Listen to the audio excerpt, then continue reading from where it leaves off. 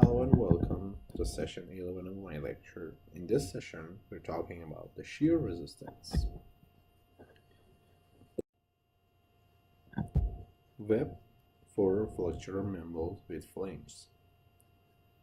The factor shear resistance VR developed by the web of flexural member shall be taken as phi times AW times Fs.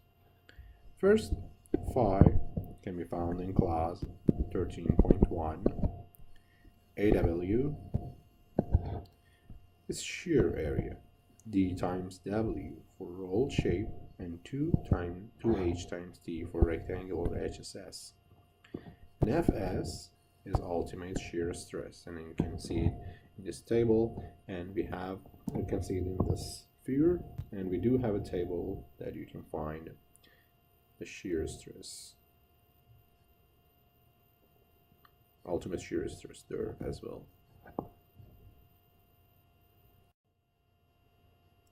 The ultimate shear stress Fs varies depending on the web slenderness H over W and depending on whether shear yielding or shear buckling is governing.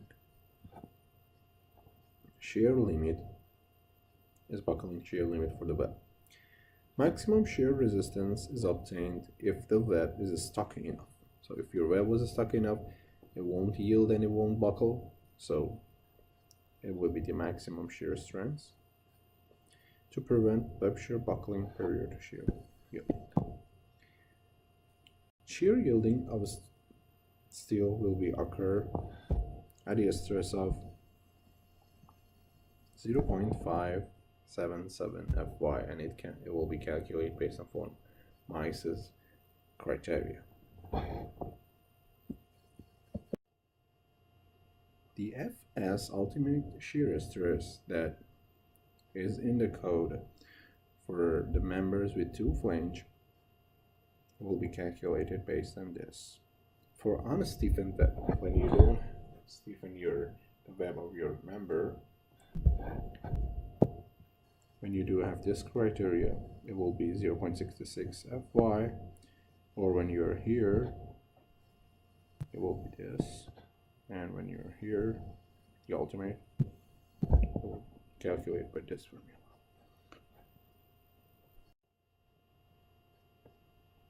Now when you have stiffeners, you have a parameter called Kv, shear buckling coefficient. And shear buckling coefficient will be calculated based on these two formulas, whether this ratio is lower than 1 and this ratio is bigger than 1. Well, what is this ratio? What is this aspect ratio? The ratio of the distance between the stiffeners to the web depths. Okay. Consider this 3D beam. If you have a stiffener here and another stiffness here,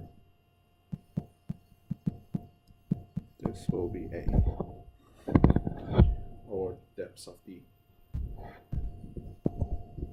over H.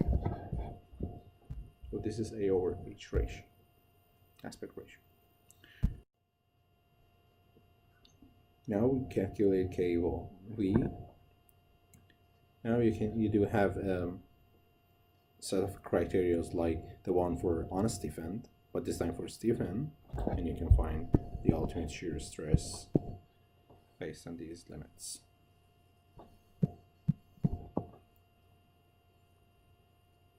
But in these limits, there are some unknowns. FCRI calculated as follows. Ka, which is aspect coefficient, calculated as follows, and FCRE calculated as follows.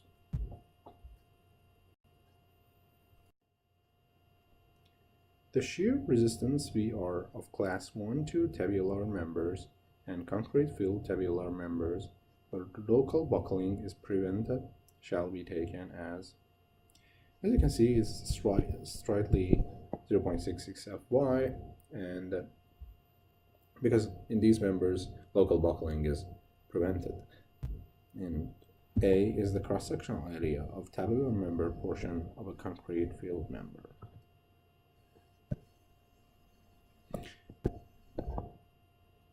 In a structure design, on the basis of a plastic analysis as defined in clause 8.3.2, the factor shear resistance VR developed by the web of flexure member subjected to shear shall be taken as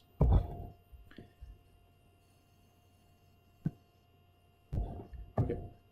But with this 0.8 times, if there was a 0.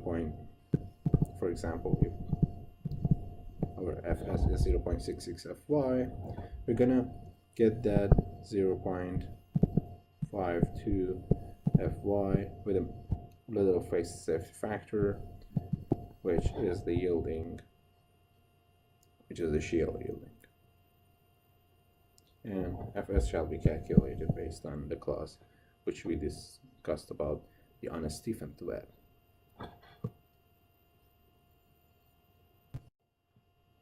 The factored shear resistance for cross sections not having two flanges, so may not be I-beam, maybe T-beam or round beam or rectangle, shall be determined by rational analysis. The factored shear stress at any location in the cross section shall be taken as not longer than 0.66 phi fy and shall be reduced where shear buckling is a consideration. So your rational analysis should consider that the factor shear stress in your section shouldn't be more than 0.66 phi fy, and it shall be reduced when the local buckling is a consideration. The factored shear VR resistance of a nominal area of pins shall be taken as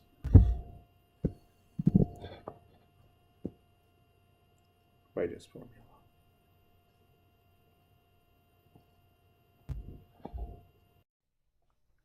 Thank you for listening to this session. If you have any question, you can either comment or email me.